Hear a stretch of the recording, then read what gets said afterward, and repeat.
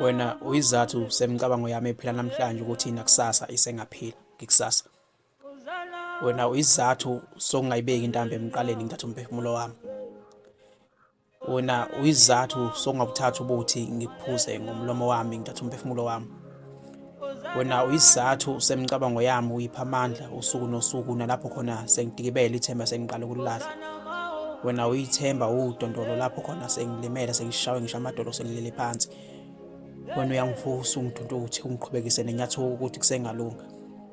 Angifisi uNkulunkulu ekuthathe ngisazabalaza ngoba lokho kungisubuhlungu kahle kahle iwena isizathu sokuphila kwami.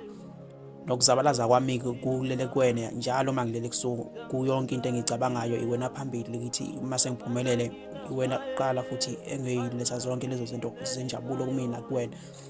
Ngoba injabulo yami ibingaphelele mangabe ungayibonanga amehlo akho. Ngihlezi ngikhuleka ngithi uNkulunkulu ngicela ungigcinele umama. Ongenani-ke uthathe mina kuqala ngibuye ngizwe imizwa yokuthi uyozola kakhulu ubuhlungu uma ngabe kuhamba mina kuqala njengoba esethembele kumina. Wena-ke uyisizathu semicabango yami namhlanje ukuthi nakusasa isangaphili. Wena uyisizathu sokungayibeki intambo emqaleni wami ngithatha umphefumulo wami. Uphinde ube uyisizathu sokuthi ngingathathi ubuthi ngifake emlonyeni wami ngenhloso yokukhipha umphefumulo wami. Ngiyacela-ke uNkulunkulu uzongigcinele yena forever my mama. Imbongi yasemfathi.